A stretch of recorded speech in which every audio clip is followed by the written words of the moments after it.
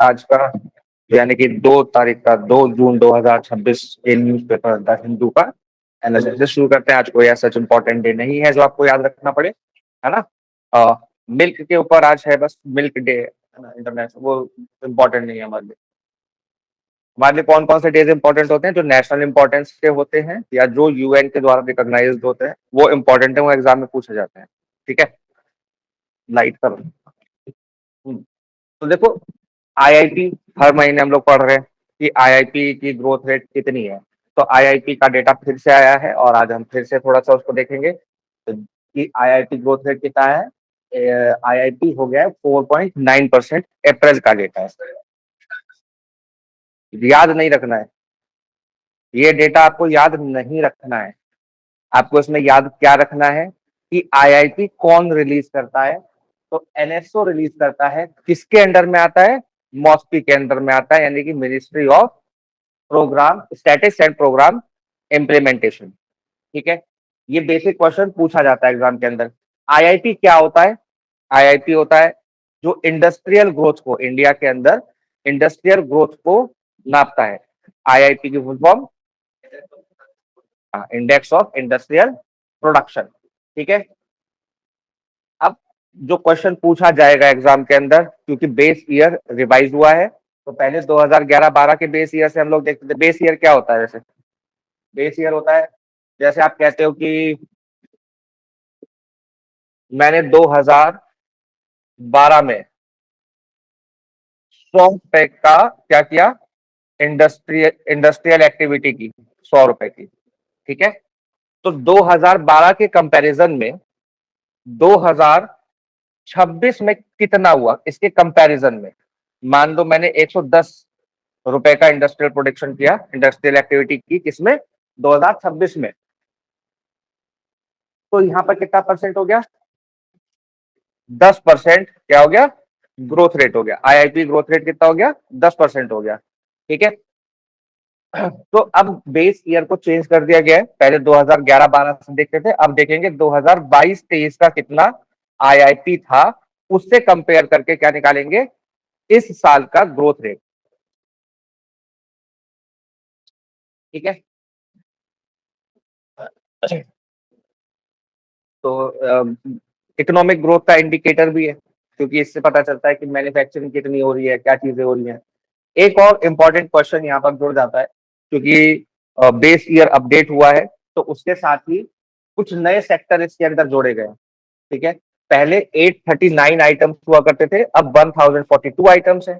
पहले 407 ग्रुप्स हुआ करते थे आइटम के, अब 463 ग्रुप्स है। ठीक है, तो जैसे वाटर सप्लाई है, सीवेज है, सीवेज मैनेजमेंट है, वेस्ट मैनेजमेंट है, गैस सप्लाई है, इन सबको भी इसके अंदर ऐड किया गया है। सबसे ज्यादा मैन्युफैक्चरिंग का इसके अंदर वेटेज होता है, जो 6.2% ग्रोथ रेट इस साल दिखा है, उसका 75% वेटेज होता है आईआईटी के अंदर, किसका? मैन्युफैक्चरिंग का। तो मेन हमें आईआईटी से क्या पता चलता है कि मैन्युफैक्चरिंग कितनी हो रही है, मैन्युफैक्चरिंग किस ग्रोथ रेट से इंडिया के अंदर बढ़ रही है। ठीक है, इसके अलावा electricity and gas supply 4.9% growth rate, water supply, sewage, waste management में 6.6% की ग्रोथ रेट है, माइनिंग क्वेरीज में 5.1। ये सारे डेटा आप लोगों को याद रखने की आवश्यकता नहीं है। ठीक है, क्या पता होना चाहिए कि नए कौन से ऐड हुए हैं? वाटर सप्लाई है, सीवेज है, वेस्ट मैनेजमेंट है, गैस सप्लाई है, ये सारे नए ऐड हुए हैं। और 839 आइटम से बढ़ के 1042 आइटम्स हो गए। ठीक है, ये याद होना चाहिए। 407 आइटम से बढ़ के 463 आइटम्स हो गए। आइटम ग्रुप्स ग्रुप्स बढ़ गए। ठीक है,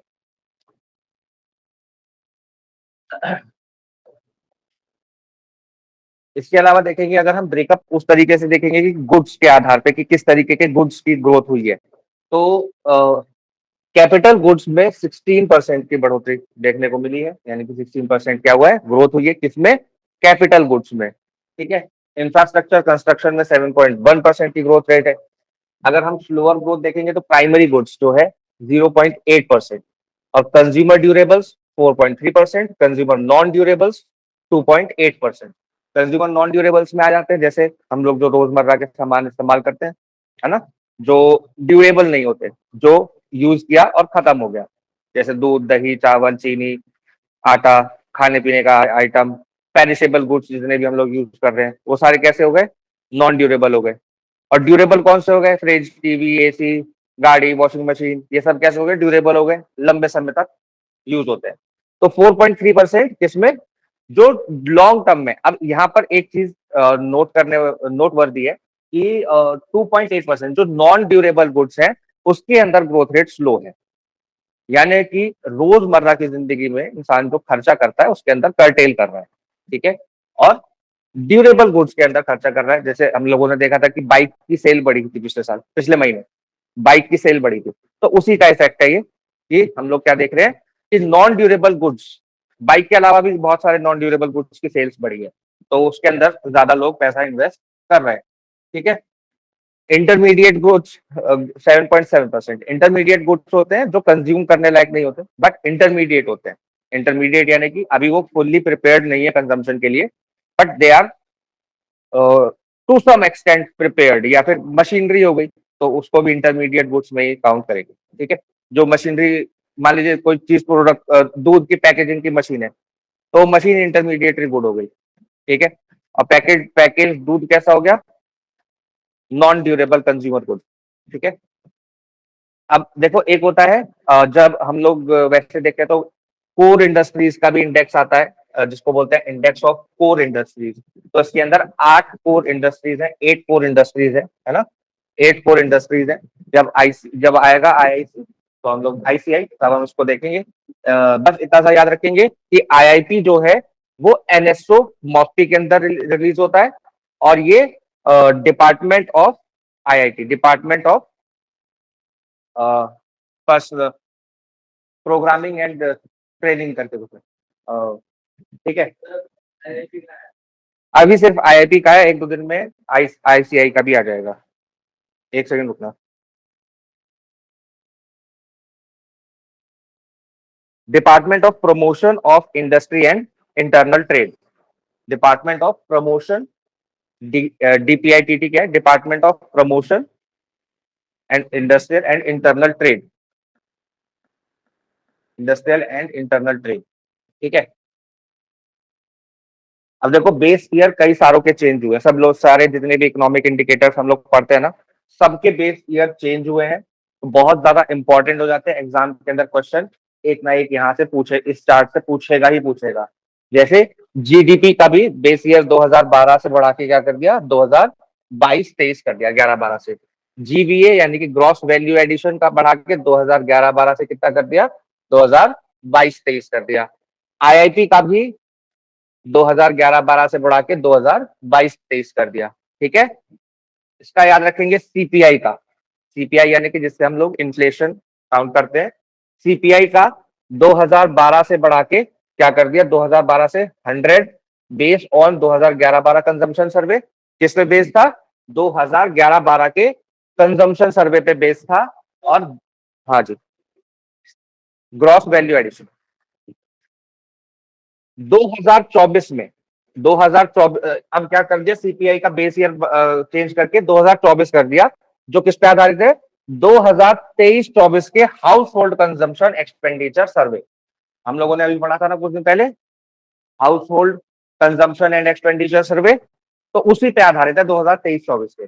डब्ल्यूपीआई इंडेक्स, डब्ल्यूपीआई यानी कि होलसेल प्राइस इंडेक्स जो है उसका 2012 11-12 है, अभी भी 11-12 ही है, ठीक है, ठीक है। अब जो सीरीज आएगी वो अपडेट होके आएगी, तो उसमें देखेंगे क्या इसका बेस ईयर चेंज हुआ है। बस इसका याद रखना है अलग से, 2023-24 सीपीआई इन्फ्लेशन का, बाकी तीनों का सेम ही है, 2022-23 हो गया, ठीक है।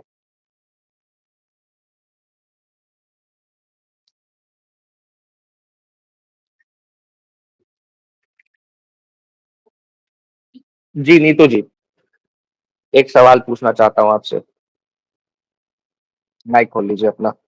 मैं ये पूछना चाहता हूँ कि राइट टू प्राइवेसी कौन से आर्टिकल के अंदर फंडामेंटल राइट है? आर्टिकल 21। किस केस में कहा सुप्रीम कोर्ट ने? सर राइट टू प्राइवेसी तो वो पुट्टास्वामी वाला केस था सर, कल भी आपने बताया था एक बार उसका। के एस पुट्टू स्वामी, है ना।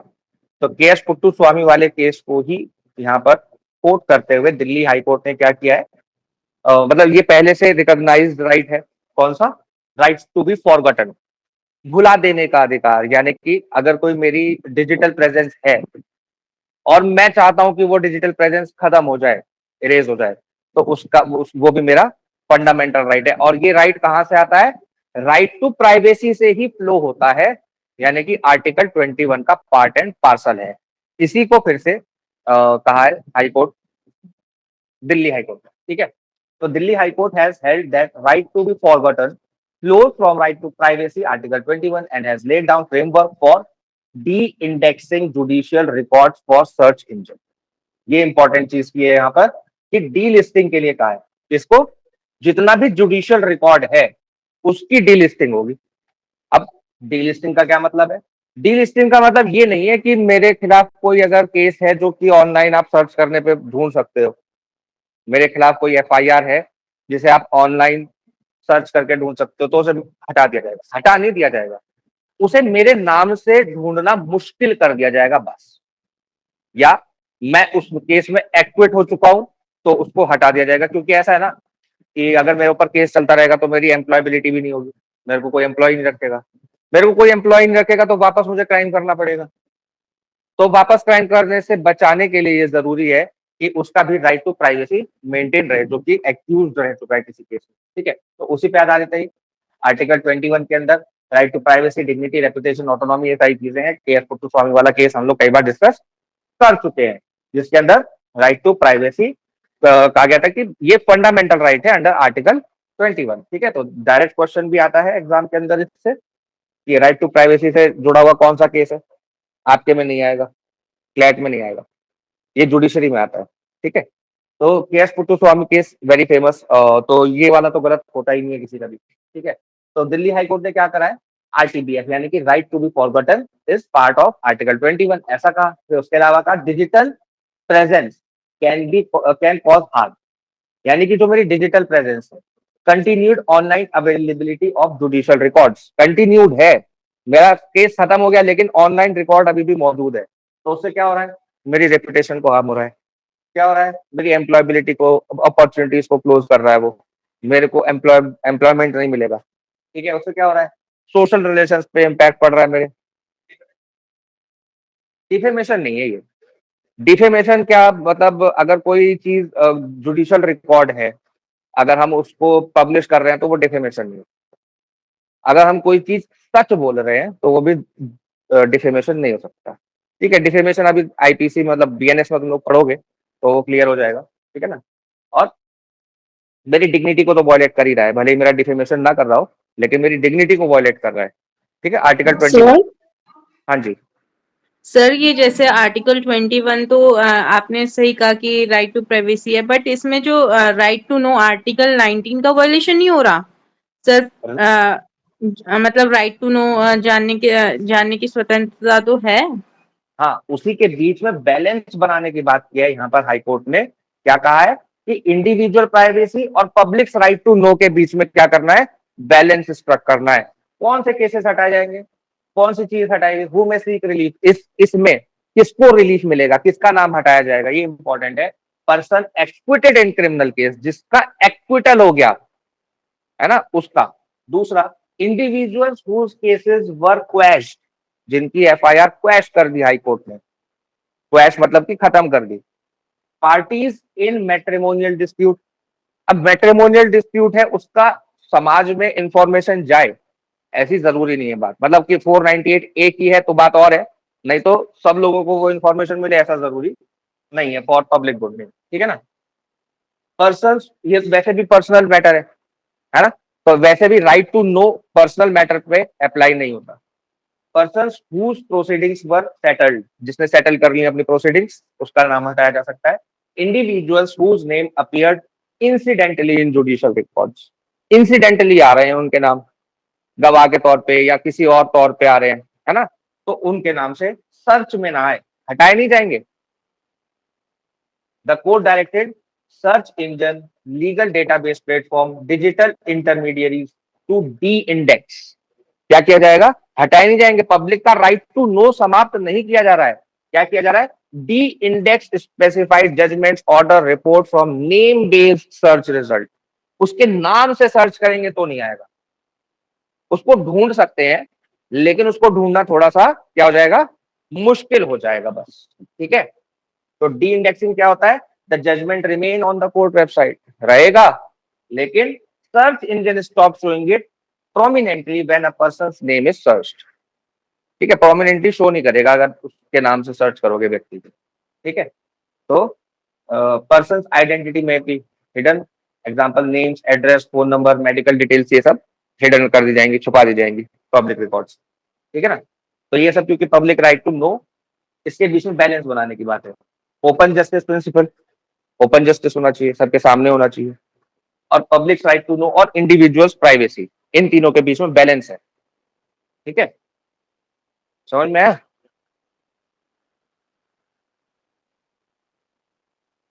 देखो एक ये कह रहे हैं ethical use of AI in cultural space to be a key focus area at BRICS culture meeting. एक तो ये सबसे इंपॉर्टेंट हो गया कि ब्रिक्स कल्चर मीटिंग कहाँ पर हो रही है, तो ब्रिक्स कल्चर मीटिंग हो रही है बनारस में। ठीक है, हमारा कल्चरल सेंटर भी है बनारस, है ना, तो उससे याद रहेगा क्योंकि हमारे देश का कल्चरल सेंटर है ना बनारस। वहां पे आप लोग गए हो बनारस कभी, तो जाओगे, अगर कभी जाओगे तो वहां पर बहुत ही खूबसूरत आप लोगों को ट्रांजिशन देखने के लिए मिलेगा। वहाँ बनारस एक आधुनिक शहर भी है, और बनारस एक कल्चरल सिटी भी है, और रिलीजियस सिटी भी है, साथ में गंगा भी है। तो गंगा गंगा के अंदर जो बोट राइड होती है वहां पर, वो जो कल्चरल हेरिटेज दिखाते हुए जाते हैं, साइड में किले हैं, पुराने मंदिर हैं, मणिकर्णिका घाट है, तो मणिकर्णिका घाट पे चिता भी जल रही है और उसी के बराबर में आरती भी हो रही है। तो हाँ, घाटी घाट है, sir, Assi Ghat, birth place of Rani Lakshmibai. Birth place of Rani Lakshmibai भी है ना। तो कल्चर के हिसाब से बहुत इंपॉर्टेंट, तो याद रखेंगे कि CWG यानी कि कल्चरल वर्किंग ग्रुप की मीटिंग 2026 की कहाँ हो रही है, बनारस में हो रही है। हालांकि इंपॉर्टेंट क्वेश्चन है, आप लोग बस याद कर लेना चाहिए। ठीक है, तो थीम क्या है, ethical use of AI in culture. Ethical use होना चाहिए, एथिकल यूज। देखो एआई क्या है, एआई को ट्रेन करने के लिए क्या चाहिए होता है, एआई को ट्रेन करने के लिए चाहिए होता है डेटा। ठीक है, ये डेटा कहां से आता है, ये डेटा आता है ह्यूमन जनरेटेड डेटा है। अब ह्यूमन जनरेटेड डेटा में कुछ कॉपीराइट भी तो होगा, है ना, कुछ इंटेलेक्चुअल प्रॉपर्टी राइट्स भी तो होंगे, तो उनको रिकॉग्नाइज करने की बात की गई है कि AI generated art and content जो है वो कॉपीराइट प्रोटेक्शन, आर्टिस्ट के अधिकार जो है उसको प्रोटेक्ट करे, prevention of misuse of cultural data का मिसयूज ना हो, है ना, और transparency in AI generated cultural products. यानी कि जितने भी एआई जनरेटेड कल्चरल प्रोडक्ट्स होंगे उसके ऊपर क्या होगा, मार्किंग होगी कि भाई ये एआई जनरेटेड, है ना। एक होता है हैंडवर्क, जो कल्चरली लोग हैंडवर्क करते आ रहे हैं, चाहे बनारस की साड़ी हो या कहीं भी कुछ भी आप देख सकते हो, तो उसके डिजाइन एआई जनरेटेड ना हो, है ना। तो एआई जनरेटेड होंगे तो कैसा होगा, वो बताया जाएगा, ट्रांसपेरेंसी रखी जाएगी।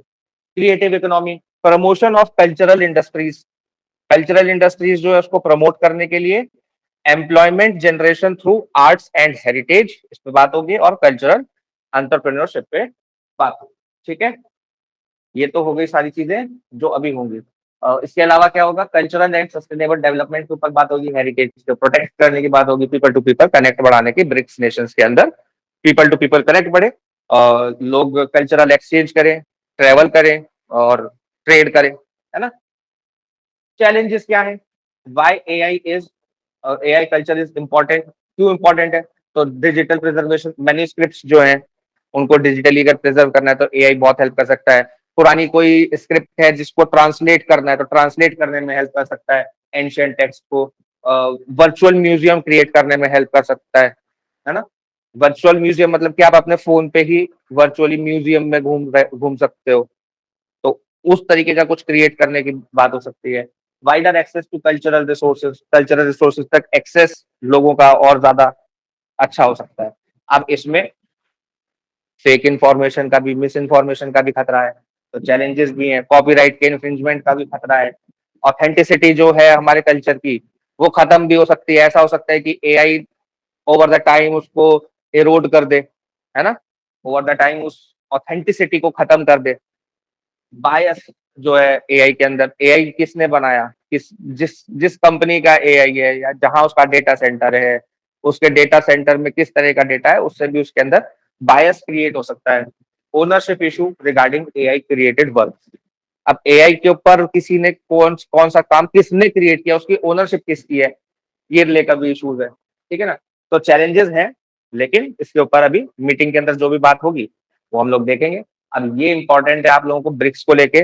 ब्रिक्स नाम सबसे पहले कब आया, जल्दी से 2001 किसने दिया, जिम ओ नील।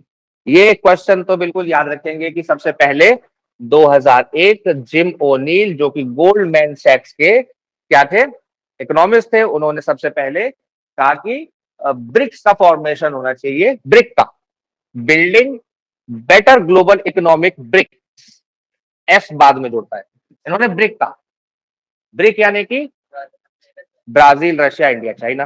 ब्राजील रशिया इंडिया चाइना सबसे पहले मीटिंग कहां कर लेते हैं, सबसे पहले मीटिंग कर लेते हैं यकातेरिनबर्ग, यकातेरिनबर्ग रशिया सबसे पहली।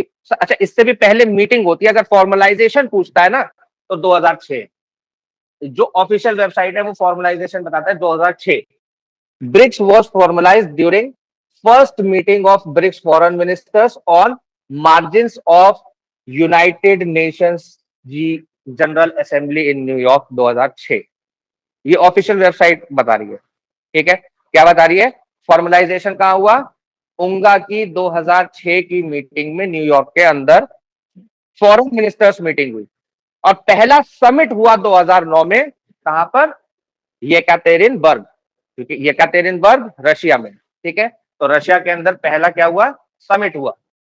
उसके बाद 2010 में रशिया साउथ अफ्रीका को इनवाइट किया गया, 2011 में साउथ अफ्रीका मेंबर बन जाता है, तो ब्रिक का नाम बदल के क्या हो जाता है, ब्रिक्स हो जाता है। ठीक है, बहुत सारी ईंटें हो जाती हैं।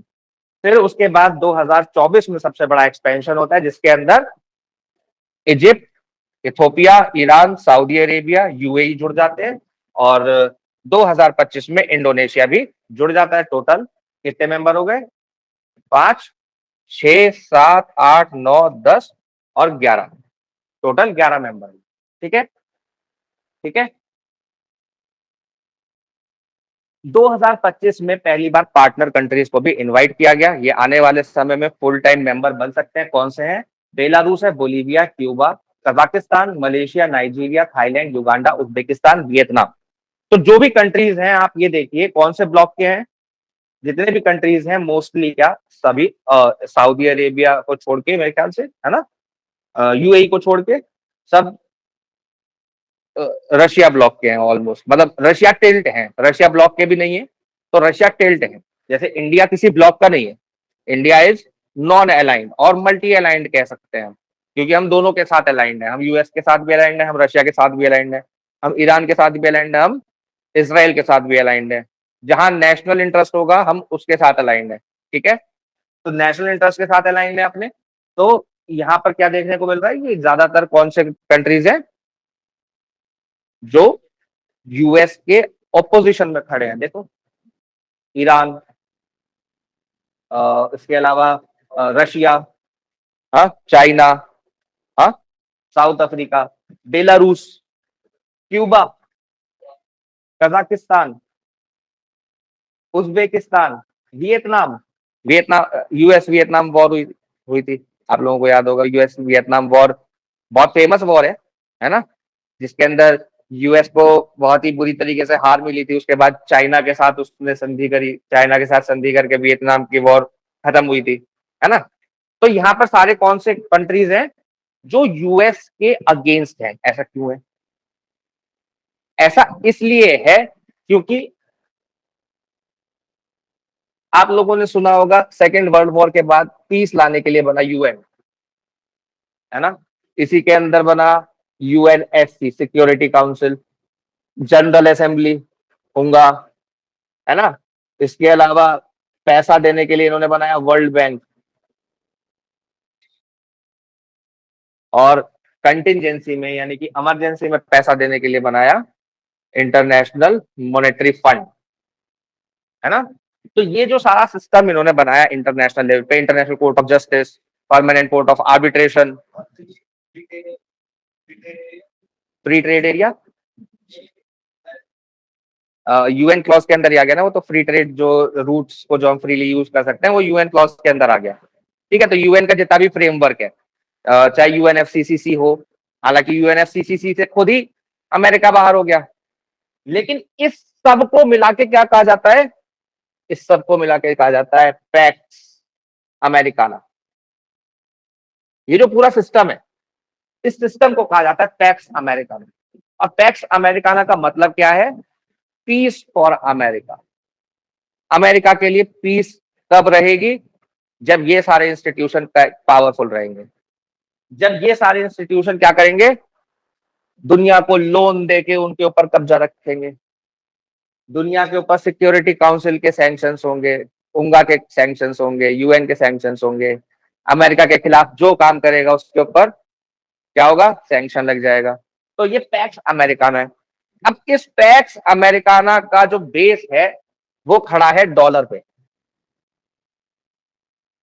डॉलर पे जितना भी ट्रेड होता है दुनिया के अंदर, अगर हमको आज पेट्रोल चाहिए, अगर हमको आज कहीं से रेयर अर्थ मिनरल चाहिए, तो वो रेयर अर्थ मिनरल या पेट्रोल के बिना, पेट्रोल के एक्सचेंज में हमसे रुपया नहीं चाहता, उसको चाहिए ही नहीं रुपया, क्योंकि रुपया से वो दुनिया में कुछ नहीं खरीद सकता। वो रुपया से सिर्फ क्या खरीदेगा, डॉलर खरीदेगा, और डॉलर से फिर सामान खरीदेगा। तो सब लोग क्या चाहते हैं कि डॉलर दो भाई, कुछ कंट्रीज को छोड़ के। जैसे इंडिया रशिया का ट्रेड अभी 2024 के 2022 के बाद इंडिया रशिया का जो ट्रेड था उसका पेट्रोलियम का, हमने रूबेल में किया। या जैसे 2018 के बाद जब ईरान को स्विफ्ट पेमेंट सिस्टम से बाहर कर दिया, तो हमने बार्टर सिस्टम से उनके साथ ट्रेड किया। ठीक है ना, तो वो एक्सेप्शंस है, नहीं तो पूरी दुनिया में सामान किसमें मिलता है, डॉलर में मिलता है। इसीलिए डॉलर की डिमांड है, और जिसकी डिमांड होगी, इकोनॉमी का सिंपल सा नियम है, जिसकी डिमांड होगी उसकी वैल्यू बढ़ जाएगी, जिसकी सप्लाई होगी उसकी वैल्यू घट जाएगी। तो रुपए की सप्लाई हो रही है, डॉलर की डिमांड हो रही है। इसीलिए डॉलर की डिमांड हो रही है, क्यों हो रही है, क्योंकि दुनिया भर में से सामान खरीदना है। इसी डॉलर की हेजेमनी के ऊपर कौन खड़ा है, पैक्स अमेरिकाना। ठीक है, अब ब्रिक्स क्या कहता है कि हम एनबीडी बना रहे, एनबीडी बनाया एक हमने, न्यू डेवलपमेंट बैंक, 2014 में बना, शंघाई में इसका हेडक्वार्टर है, याद रखेंगे, एनबीडी का। ठीक है, इसके अलावा एक कंटिजेंसी फंड बनाया, एनबीडी यानी कि न्यू डेवलपमेंट बैंक, किसको रिप्लेस करने के लिए, वर्ल्ड बैंक को, कंटिजेंसी फंड आईएमएफ को। और 2014 में जब शंघाई के अंदर एनबीडी का हेडक्वार्टर बना, तो चाइना ने बोला हम डी डॉलराइजेशन करेंगे। डी डॉलराइजेशन मतलब कि ये जो डॉलर की हेजेमनी है, जो दुनिया भर में ट्रेड सिर्फ डॉलर में हो रहा है, उसको हम खत्म कर देंगे। हम अदर करेंसीज के ऊपर क्या करेंगे, स्विच कर जाएंगे। हम ब्रिक्स की एक करेंसी लॉन्च करेंगे, जिससे क्या होगा, जिससे कि ट्रेड होगा। अब जैसा ऐसी बातें चलती रही, अमेरिका इसके खिलाफ काम करता रहा, ताकि हम लोग इतने पावरफुल ना हो जाएं कि हम लोग अपनी करेंसी लॉन्च कर दें। लास्ट ईयर जब ब्राजील के अंदर ब्रिक्स का समिट चल रहा था, तो ब्राजील के अंदर जब ब्रिक्स का समिट चल रहा था, डोनाल्ड ट्रंप ने बोला कि वहां पर भी डी डॉलराइजेशन की बात हुई। तो डोनाल्ड ट्रंप ने सीधे सीधे धमकी दी कि अगर डी डॉलराइजेशन हुआ तो फिर अच्छा नहीं होगा। और ऐसा करने के बाद उसने वियतनाम को, वेनेजुएला पे, ईरान के ऊपर हमला कर दिया। ईरान भी तो मेंबर है, वेनेजुएला नहीं है लेकिन ईरान इज मेंबर। और वेनेजुएला इसमें है क्या, नहीं इसमें भी, ठीक है, वेनेजुएला नहीं है मेंबर। ठीक है, वो इनवाइट भी नहीं किया अभी तक हमने उसको। लेकिन जितने भी ग्लोबल साउथ के कंट्रीज हैं वो सारे इसमें आते हैं। ग्लोबल साउथ, हालांकि पूरे सारे ग्लोबल साउथ के नहीं कह सकते, क्योंकि Russia is not a global south, it is a global north. India global south है, चाइना को अभी तक ये ग्लोबल साउथ में काउंट कर रहे हैं, हालांकि China is no more a global south, it is a global north now. ठीक है, तो है। अब जब हम डी डॉलराइजेशन की बात करें तो अमेरिका को दिक्कत होती है। अमेरिका को क्या दिक्कत होती है कि उसकी हेजेमनी खत्म हो जाएगी दुनिया भर में। तो वो क्या करता है, वो इंडिया के ऊपर, रशिया के ऊपर, चाइना के ऊपर, ईरान के ऊपर प्रेशर बनाता है कि ये डी डॉलराइजेशन ना हो। अब इस साल की मीटिंग में भी जब हमारी फॉरेन मिनिस्टर्स की मीटिंग हुई तो हमने, इंडिया ने स्टेटमेंट जारी करने से मना कर दिया, ज्वाइंट स्टेटमेंट जारी ही नहीं हो पाया एक्सटर्नल मिनिस्टर्स मीटिंग का, क्योंकि उसके अंदर दो चीजें थी, एक तो इसराइल के अगेंस्ट स्टेटमेंट था और डी डॉलराइजेशन का स्टेटमेंट था, तो दोनों सही हमने साइड किनारा कर लिया, न्यूट्रल बने हुए अभी हम। ठीक है, क्योंकि हमें क्या करना है, हमें दोनों तरफ यानी कि मल्टी अलाइंड रहना है, क्योंकि मल्टी अलाइंड नहीं रहेंगे तो क्या होगा, अगर हम किसी एक तरफ अलाइंड हो गए तो कल को वो हमारे ऊपर प्रेशर बनाएगा कि ऐसा करो, तो हमारी जो स्ट्रेटेजिक ऑटोनॉमी है वो समाप्त हो जाएगी। स्ट्रेटेजिक ऑटोनॉमी मतलब जो हमारी सोवरेनिटी है, ठीक है, वो समाप्त हो जाएगी, क्योंकि हम फिर किसी एक्सटर्नल पावर की सुन रहे होंगे कि ये तुम्हें ऐसा करना है, तुम्हारे कंट्री को यहाँ से तेल खरीदना है, तुम्हारे कंट्री को यहाँ से तेल नहीं खरीदना है। ठीक है, तो उसको बचाए रखने के लिए, ठीक है, तो ये 4th टाइम होगा कि इंडिया ब्रिक्स की समिट को चेयर करेगा। 2012, 2016, 2021 में कर चुका है, अब 2026 में कर रहा है। ठीक है, तो ये सारी चीजें याद रखेंगे, इंपॉर्टेंट है, एग्जाम में कहीं भी पूछी जा सकती है। थीम क्या है इस साल की, बहुत ज्यादा इस तरह की समिट होती है, उसकी जो थीम होती है एग्जाम में पूछी ही जाती है, building for resilience, innovation, cooperation and sustainability. ठीक है,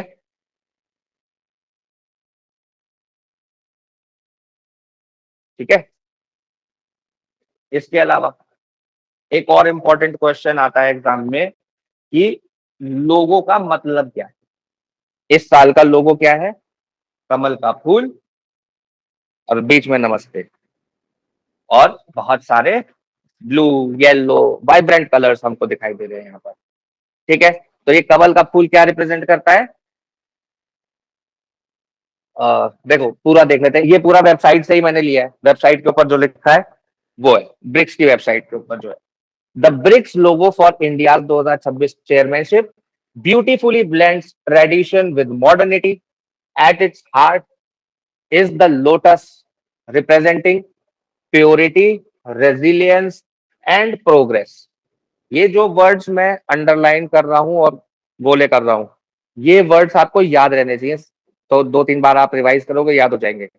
और जैसे आप लोग मार्गदर्शी और नीतू जी हैं तो मेंस का आंसर लिखेंगे, ये कीवर्ड्स हैं मेंस के आंसर में। अगर पूछता है कि ब्रिक्स के, हाँ, हल्का सा याद रखना है, आपको रटने नहीं है, ठीक है, इनको रटना है, इनको ये कीवर्ड्स याद होने चाहिए। ठीक है, अगर पूछता है what is the meaning of the logo of BRICS, या एक्सप्लेन ब्रिक्स लोगो, या ब्रिक्स लोगो 2026 पे शॉर्ट नोट लिखो, तो ये वर्ड उसके अंदर आने चाहिए।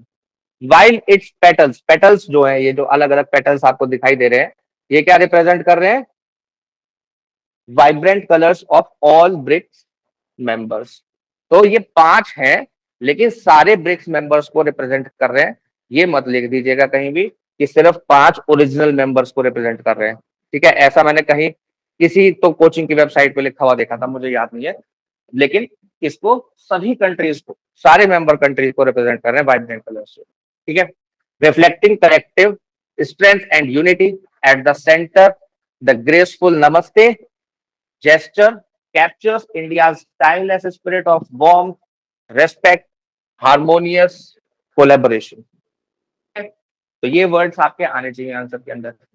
ब्रिक्स 2026 प्रेसिडेंसी थीम क्या है इस साल की, India BRICS 2026 emphasise global governance, AI governance, sustainable development, reform of multilateral institutions और ग्लोबल साउथ कोऑपरेशन। अब नीतू जी आप मुझे ये बताओ कि ग्लोबल साउथ किसको बोलते हैं। Sorry sir. तो आपने इतनी देर से पूछा क्यों नहीं, मैं तो सोच रहा था आप पूछोगे, आपने नहीं पूछा तो मैंने पूछ लिया। क्या इंडिया ग्लोबल साउथ में आएगा, क्या इंडिया सदर्न हेमिस्फीयर में नहीं। है, नो सर। तो इंडिया ग्लोबल नॉर्थ में आएगा। है? सर अभी थोड़ा सा कंफ्यूजिंग है। अभी सर मैंने सोचा था कि थोड़ा सर पढ़ा रहे हैं तो मैंने अपनी उसमें पॉइंट्स नोट डाउन करे हैं, तो क्लास के बाद स्टडी नहीं, करके ये फिर तो क्वेश्चन। क्लास के बाद भूल जाते हैं, बीच में पूछ लिया करो सवाल, ठीक है? उस आपके सवाल पूछने से मैं डिस्टर्ब नहीं होता हूँ, आपके सवाल पूछने से क्लास एनरिच होती है ना? ओके सर, चीजें जी और सर। अच्छे से समझ में आएंगी आपको, और मेरे लिए भी अच्छा है, ठीक है?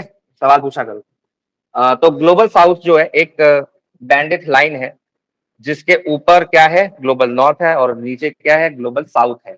हालांकि इंडिया, आप सही कह रहे हो कि नॉर्दर्न हेमिस्फीयर में आता है, लेकिन तब भी इंडिया ग्लोबल साउथ का हिस्सा है, ठीक है? सर चाइना वही ग्लोबल थोड़ा साउथ बड़ा का सोच के हिस्सा है। तुक्का मारा था। हाँ जी। सर वही चीज सोच के थोड़ा सा तुक्का मारा था। हाँ, ठीक है, ठीक है, कोई बात नहीं। लेकिन इसका ज्योग्राफी से कोई लेना देना नहीं है। ग्लोबल साउथ का लेना देना है डेवलपमेंट से। ग्लोबल नॉर्थ के जितने भी कंट्रीज हैं, देखो सब डेवलप्ड है। कनाडा है, नॉर्थ अमेरिका है, पूरा यूरोप हो गया, ये रशिया हो गया, कजाकिस्तान वजाकिस्तान हो गया, ये हो गया, ऑस्ट्रेलिया हो गया, ये सब डेवलप्ड कंट्रीज हैं, जापान वापान ये सारे, है ना? ये सब डेवलप्ड कंट्रीज हैं, तो इसको बोलते हैं ग्लोबल नॉर्थ। इसके अलावा जो भी बचे, इंडिया, चाइना, गरीब देश, मंगोलिया, ईरान, ये पूरा अफ्रीका, साउथ अमेरिका के कंट्रीज, ब्राजील ब्राजील हो गए, वेनेजुएला हो गया, पेरू हो गया, चिली हो गया, ये सारे कंट्रीज कैसे हैं, गरीब देश, डेवलपिंग है या अंडर डेवलप्ड है। तो जितने भी डेवलपिंग और अंडर डेवलप्ड है उनको बोला जाता है ग्लोबल साउथ।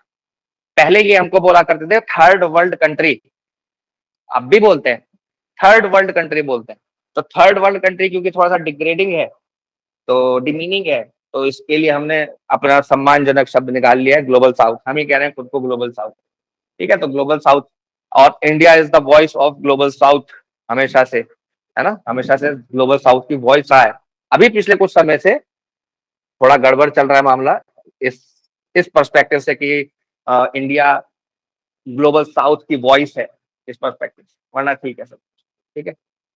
अब एक ये आर्टिकल इन्होंने लिखा है, बहुत ही बढ़िया आर्टिकल है, इसके अंदर हम लोग थोड़ा सा पढ़ेंगे, थोड़ा सा समझेंगे, ठीक है? तो इसके अंदर ये क्या कह रहे हैं कि चाइना जो है अपनी स्पेस कैपेबिलिटीज को बहुत तेजी से बढ़ा रहा है। स्पेस कैपेबिलिटीज को बढ़ा रहा है यानी कि कैसे, देखो, चाइना काउंटर स्पेस कैपेबिलिटीज को, बेसिकली काउंटर स्पेस कैपेबिलिटीज का क्या मतलब है? एक तो हो गया कि हम सैटेलाइट भेज रहे हैं, किस चीज के लिए, कम्युनिकेशन के लिए, अर्थ की इमेजिंग इमेजिंग के लिए, रिसर्च पर्पज से, कुछ और किसी और चीज के लिए। लेकिन काउंटर स्पेस कैपेबिलिटीज क्या होता है? जहां पर वो डिसरप्ट कर सकते हैं दूसरे देश की सैटेलाइट्स को, डैमेज कर सकते हैं, ब्लाइंड कर सकते हैं हमारा पूरा सर्वेलेंस सिस्टम, इंटरफियर कर सकते हैं हमारे कम्युनिकेशन के साथ, नेविगेशन के साथ। यानी कि स्पेस के अंदर क्या बना रहे हैं वो, हथियार बना रहे हैं। किस तरीके के हथियार है? एंटी सैटेलाइट वेपन्स, ए सेट बोलते हैं इसको, एंटी सैटेलाइट वेपन्स बना रहे हैं, ठीक है? लेजर सिस्टम तैयार कर रहे हैं, जिससे क्या होगा, जिससे कि वो हमारी सैटेलाइट्स को कभी भी ब्लाइंड कर सकते हैं। मान लीजिए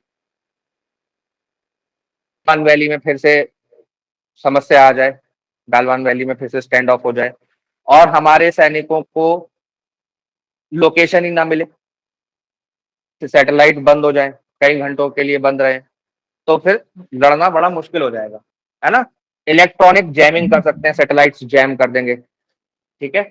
साइबर अटैक हो सकता है, तो सर लो इसके लिए ऑर्बिटल लॉज तो सैटेलाइट्स। बने होंगे ना, ऐसे तो कोई नहीं है कोई भी देश आ रहा है कुछ भी करके चला जा रहा है।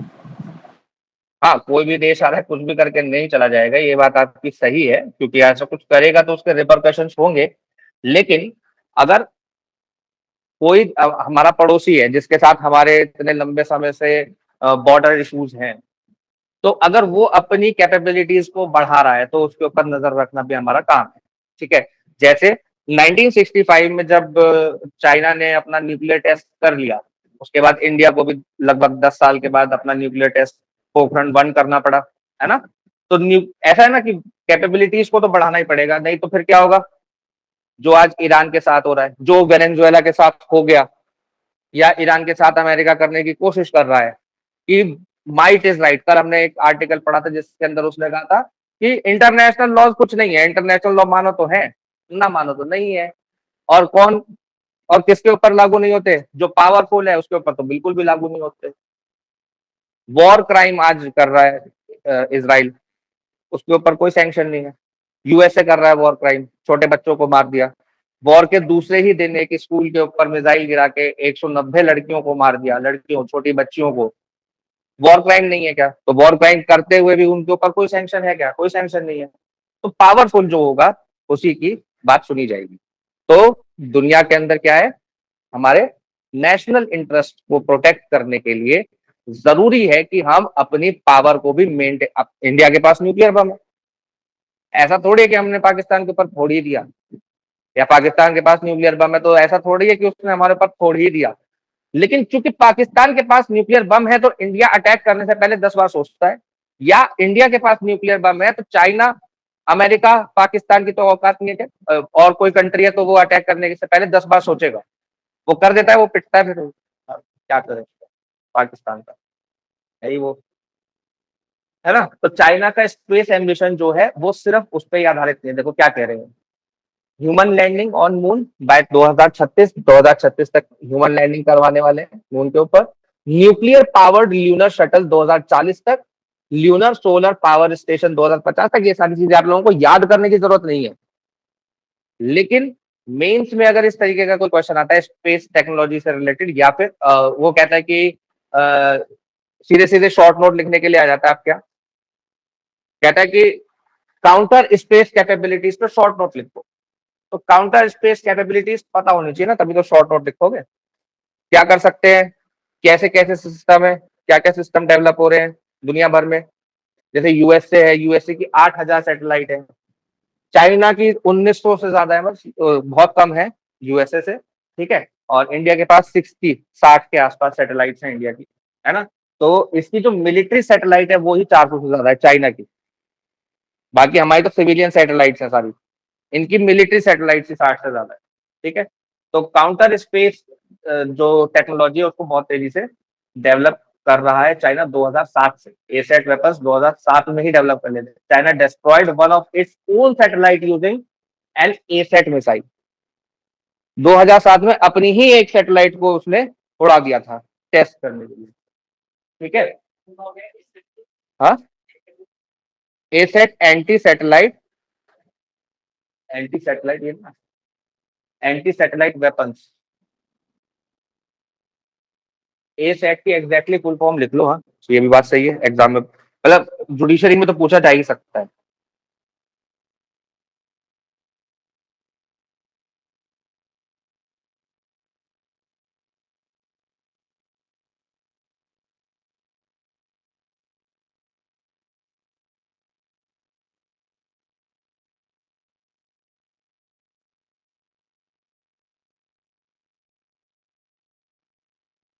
एंटी सैटेलाइट वेपन्स ही है, दिखा रहा है इसका फुल फॉर्म, ठीक है।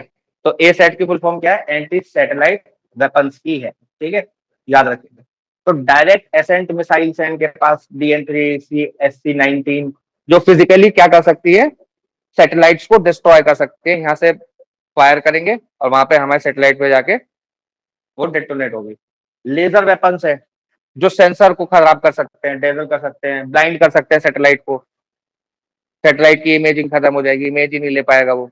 तो जियो लोकेशन ही नहीं दे पाएगा, जियो लोकेशन नहीं दे पाएगा तो क्या होगा, जो हमारे सैनिक है उनको लोकेशन नहीं मिलेगी। इंडिया का कौन सा है जियो GPS इंडिया का? S-400 GPS है, मिसाइल है S-400, या एंटी मिसाइल सिस्टम है, एयर डिफेंस सिस्टम है वो S-400। हाँ जी, मार्गदर्शी जी, हमारे GPS का क्या नाम है?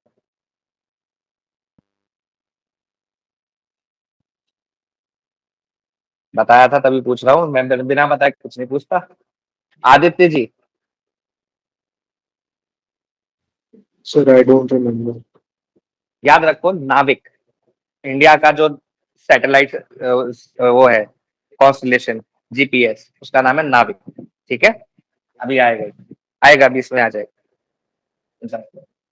और चाइना का जो है उसका नाम है बाइडू।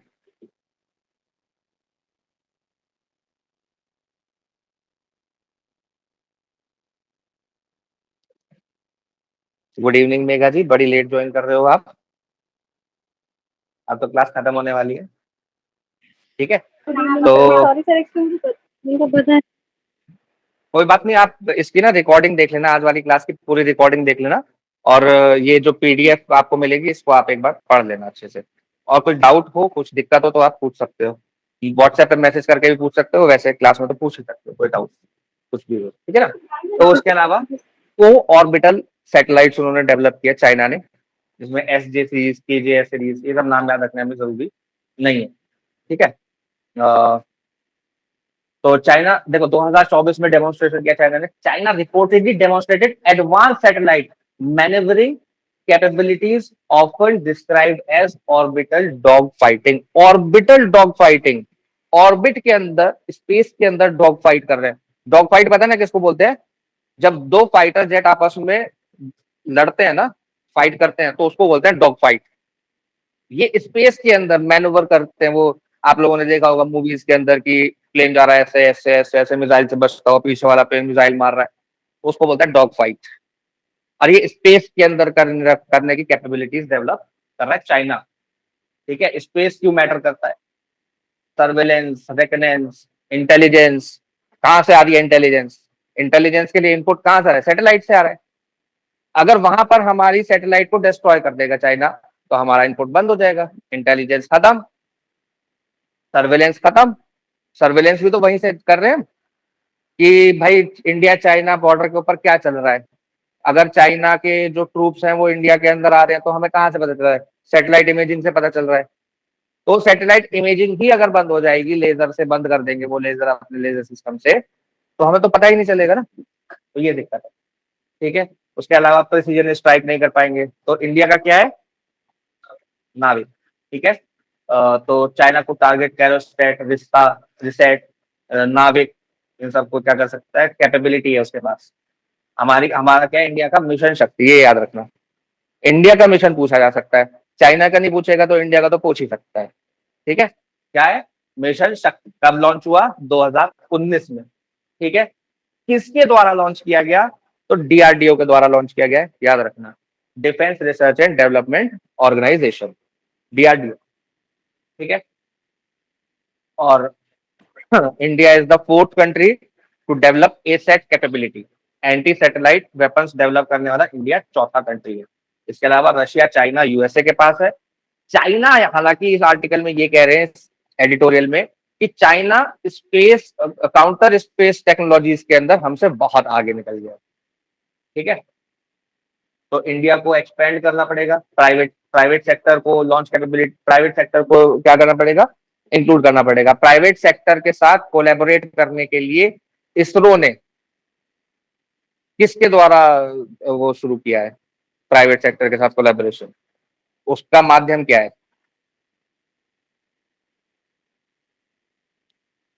उस बॉडी का क्या नाम है जिस बॉडी के थ्रू इसरो प्राइवेट, जो प्राइवेट कंपनीज हैं या जो स्टार्टअप्स हैं उनके साथ कोलैबोरेट करता है? बताना मेरे को आंसर, ठीक है। नहीं तो लास्ट में बताऊंगा, ठीक है। बड़ा इंपॉर्टेंट क्वेश्चन है, मैं कई बार क्लास में बता चुका हूँ, कई बार आ चुका है ये क्लास के अंदर, इसलिए पूछ रहा हूँ, ठीक है। तो सिर्फ इसरो से काम नहीं चलेगा, प्राइवेट पार्टिसिपेंट्स को लाना पड़ेगा, लॉन्च कैपेबिलिटी को बढ़ाना पड़ेगा, ये सारी चीजें हम लोगों को पता ही है। सैटेलाइट कॉन्स्टलेशन जो है हमारा नाविक, तो उसको हमें और बड़ा करना पड़ेगा, छोटी छोटी सैटेलाइट्स उसके अंदर जोड़नी पड़ेंगी। अभी भी हमारी जो पूरी, जितना हमारा नाविक है वही पूरा वर्क काम नहीं करता, उसका 9 में से 6 ही सैटेलाइट्स काम करती हैं। तो जो इसीलिए हम लोगों को GPS यूज करना पड़ता है अमेरिका का, है ना, जियो पोजिशनिंग सिस्टम। तो अमेरिका का इसलिए हम यूज करते हैं क्योंकि हमारा नाविक अभी तक पूरी तरीके फंक्शनल नहीं हो पाया, ठीक है। चाइना अपना यूज करता है, चाइना बाइडू यूज करता है। तो ये सारी चीजें, ग्राउंड स्टेशन बढ़ाने हैं, कंट्रोल सेंटर्स बढ़ाने हैं, ये सारी चीजें हैं। स्ट्रेंथ इंटरनेशनल पार्टिसिपेशन, इंटरनेशनल, हम लोग नासा वासा के साथ, उन सब के साथ ये सब क्या करना पड़ेगा? कोलैबोरेट करना पड़ेगा, ठीक है। मिशन शक्ति वॉज रिलेटेड टू, ये याद रखना है question, anti satellite weapon test. Mission Shakti, ठीक है। और NavIC is navigation satellite system of India, ठीक है। Navigation satellite system of India, NavIC NavIC, ठीक है। अब एक ये आर्टिकल है जिसके अंदर ये कह रहे हैं कि भाई साहब आईमैक बहुत ज्यादा इंपॉर्टेंट हो गया है, क्योंकि हमारा आईएनएस टीसी का सपना तो थोड़ा सा मुश्किल में पड़ता हुआ दिखाई दे रहा है। हल्का सा देख लेते हैं क्या कहते हैं, बाकी सारी चीजें हम लोगों ने कई कई बार क्लास में की हुई है, ठीक है। इसमें अगर मेघा जी और नीतू जी, आप लोगों को कोई भी चीज इसमें समझ में ना आ रही हो ना, इस वाले आर्टिकल के अंदर, बीच में रोक के पूछ लेना, क्योंकि इसके अंदर बहुत सारे कंसेप्ट हैं और वो कंसेप्ट धीरे धीरे क्लियर होते हैं, है ना। पहले दिन पहला आर्टिकल पढ़ो और कंसेप्ट क्लियर हो जाए, ऐसा नहीं होता, ठीक है। तो ये क्या कह रहे हैं, the ongoing West Asia conflict, particularly Iran-Israel tension and disruption around the Strait of Hormuz, have received discussion on the strategic importance of challenges facing IMEC. IMEC क्या है? India middle east Europe economic corridor. आप लोग एक बात समझो basic, कि दुनिया भर में जो लड़ाई है वो किस चीज की है, वो ट्रेड, मतलब सामान की तो है ही, यानी कि पेट्रोलियम की है और रेयर अर्थ मिनरल्स की है, लेकिन उससे भी बड़ी लड़ाई है ट्रेड रूट की, कि ट्रेड रूट कौन सा चूज किया जाए, क्योंकि जितना छोटा होगा, जितना सस्ता होगा, उतना ही क्या होगा, उतना ही ज्यादा ट्रेड होगा। तो दुनिया भर में सामान बेचने के लिए देखो इंडिया के पास क्या ऑप्शन है।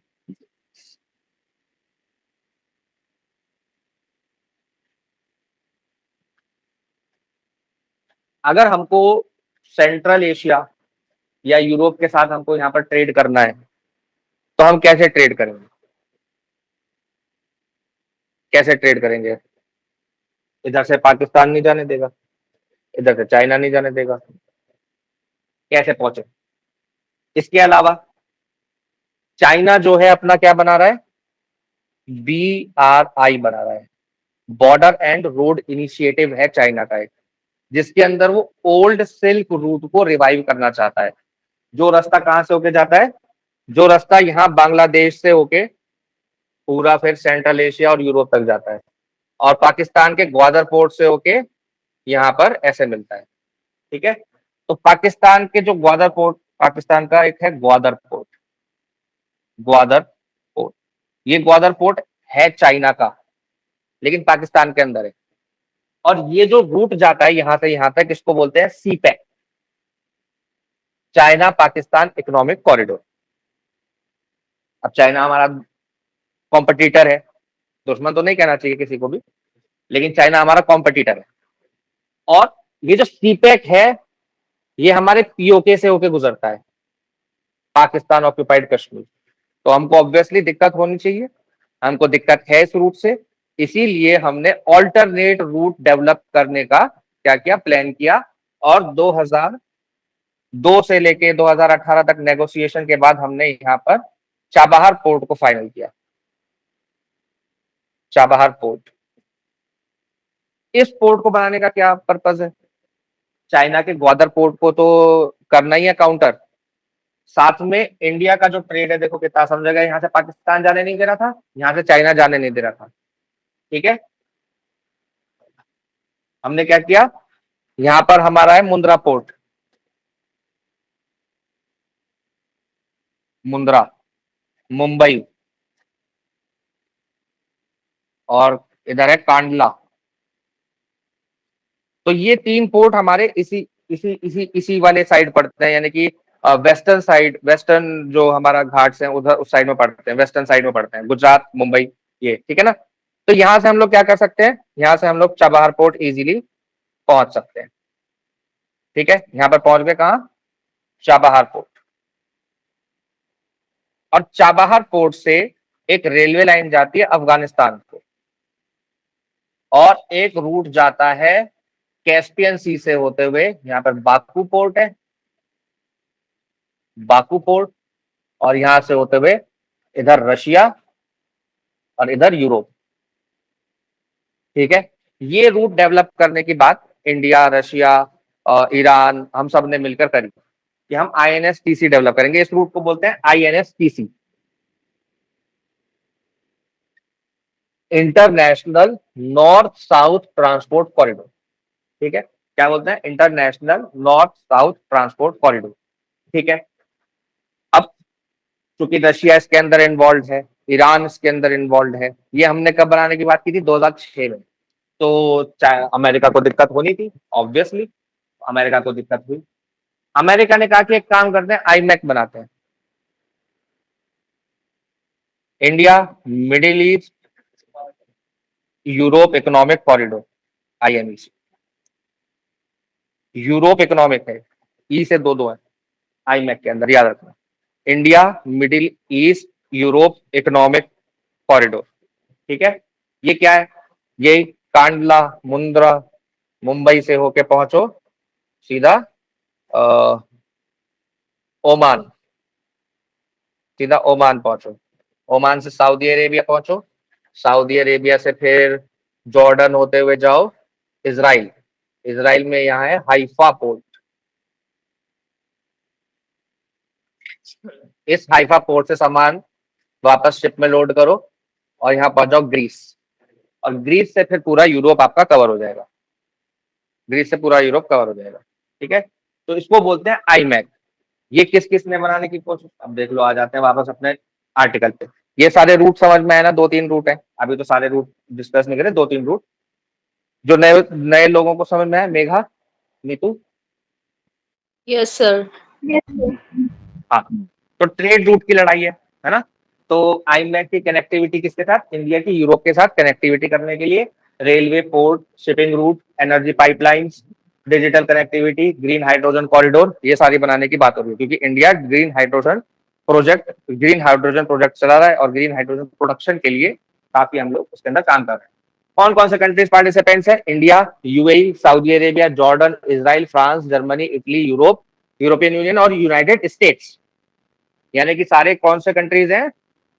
ऑलमोस्ट सारे जो वेस्टर्न कंट्रीज हैं, ग्लोबल वेस्ट में जो आते हैं। ठीक है, तो ये आईमैक और इन दोनों का मैप मैंने आप लोगों के लिए, बाद में अगर आप लोगों को कुछ भी कंसीडर करना हो उसमें से आप कंसीडर कर सकते हैं, देख सकते हैं।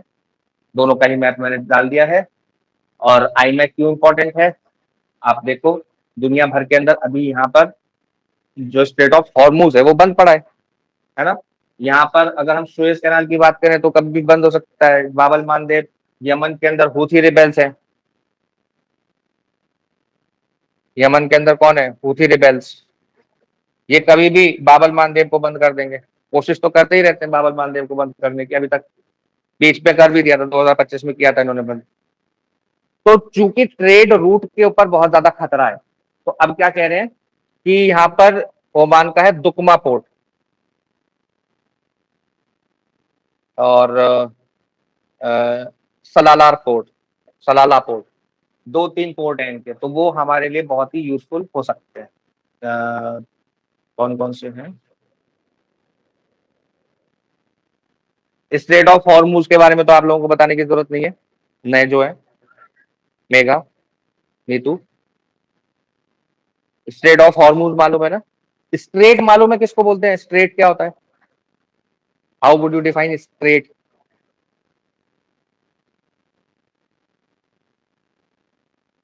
मेघा जी?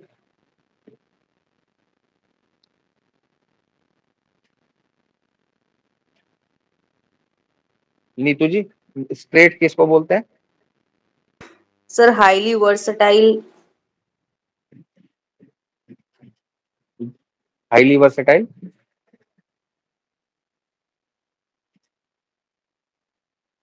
बोलो, पूरा बोलो, घबराने की जरूरत नहीं है। यहाँ पे गलत हो भी जाएगा तो नंबर नहीं कटेंगे, एग्जाम में गलत होगा तो कट जाएंगे, दिक्कत वहां आएगी। सर जो सीधी लाइन होती है और मतलब एक शॉर्ट डिस्टेंस में होती है बिटवीन 2 पॉइंट्स, और जिसमें मतलब बहुत ज्यादा खतरा भी स्ट्रेट, होता वो है। सीधी लाइन को, यहाँ पर उस स्ट्रेट की बात नहीं हो रही है। यहाँ इसलिए मैं कहता हूँ आप पूछ लिया करो, कोई भी डाउट हुआ करे ना तो पूछा करो। अब यहाँ पर स्ट्रेट ऑफ हॉर्मूज की हमने बात की, आप लोग न्यूज में या वैसे भी रील वगैरह में देखते होंगे कि स्ट्रेट ऑफ हॉर्मूज बंद पड़ा, इसलिए हमारा तेल नहीं आ रहा था, इसलिए हमारा गैस महंगी हो रही है। साहब क्यों महंगी हो रही है? ये जानने की कोशिश नहीं करी आपने? स्ट्रेट क्या होता है ये जानने की कोशिश नहीं करी आपने? हम सीधे वाले स्ट्रेट की बात नहीं कर रहे हैं, सीधा स्ट्रेट, 2 पॉइंट्स को जोड़ने वाला shortest distance straight, straight line नहीं है। स्ट्रेट बोलते हैं जहां पर 2 बड़ी वाटर बॉडीज को एक छोटी वाटर बॉडी कनेक्ट करती हो, 2 बड़ी वाटर बॉडीज को बीच में एक छोटी वाटर बॉडी कनेक्ट करती हो, तो उस कनेक्टिंग वाटर बॉडी को बोलते हैं स्ट्रेट। ऐसे ही दुनिया भर में जो तेल और गैस आती है ना, वो यहां से, ये ईरान है, ईरान में अभी वॉर चल रही है, आप लोगों को पता ही है कि ईरान के अंदर क्या किया, यूएस ने और इजराइल ने हमला कर रखा है, और ईरान अभी पीस नेगोशिएशंस जो है वो भी डिरेल हो गई हैं। आज के ही न्यूज़पेपर में कि ईरान ने मना कर दिया क्योंकि लेबनान के ऊपर हमला हो गया, तो जो पीस नेगोशिएशन चल रही थी वो भी डिरेल हो गई, क्योंकि इजराइल ने क्या किया, कल कल हमने देखा था ना कि इजराइल ने लेबनान के ऊपर हमला कर दिया, उस वजह से। अब लेबनान के अंदर क्या है, लेबनान के अंदर है हिजबुल्ला।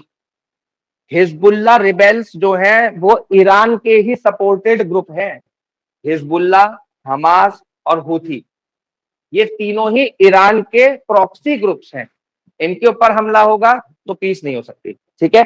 सिर्फ ईरान के ऊपर हमला रुकने से नहीं होगा, यमन के ऊपर भी रोकना पड़ेगा, गाजा के ऊपर भी रोकना पड़ेगा, और लेबनान के ऊपर भी रोकना पड़ेगा, तब जाके पीस की बात हो सकती है, ठीक है। तो अभी ये जितनी पीस की बात चल रही है वो सब बेमानी है।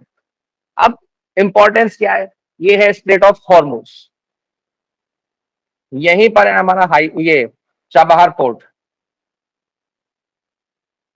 दुनिया भर का 20% पेट्रोलियम यानी क्रूड ऑयल इसी स्ट्रेट से होके गुजरता है। ये देखो सारा वही वाले कंट्रीज है ना, जो सारे जिनके पास तेल है भर भर के, यूएई, दुबई, ये रहा कतर, दुनिया का सबसे बड़ा गैस का प्रोडक्शन है, Bahrain, Kuwait, Saudi, Iraq, Iran, Syria, Jordan, ये सब क्या है, ये सब ऑयल प्रोड्यूसिंग कंट्रीज है, ओपेक नेशंस बोलते हैं इनको, oil producing and exporting countries, ठीक है। तो 20% crude oil, 30% natural gas, 20% data, ये जो अभी हम इंटरनेट चला रहे हैं, 20% डेटा दुनिया भर का इसी रूट से आता है, स्ट्रेट ऑफ हॉर्मुज से। पाइपलाइन बिछी हुई है, नीचे तार बिछे हुए हैं बाकायदा। आपको क्या लगता है इंटरनेट हवा में चल रहा है? आपके फोन में आ रहा है बिना तार लगाए, तो हवा में थोड़ी चल रहा है इंटरनेट। इंटरनेट क्या होता है, कोई बता सकता है मेरे को, एक्सप्लेन कर सकता है what is internet?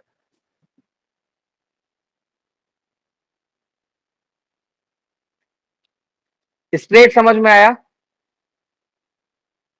Neetu ji? Yes sir.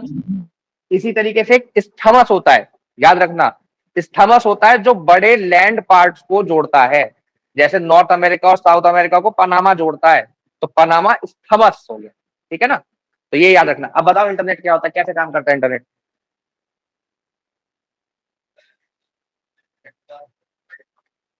Server है जो दुनिया को कनेक्ट करता है, कैसे कनेक्ट करता है?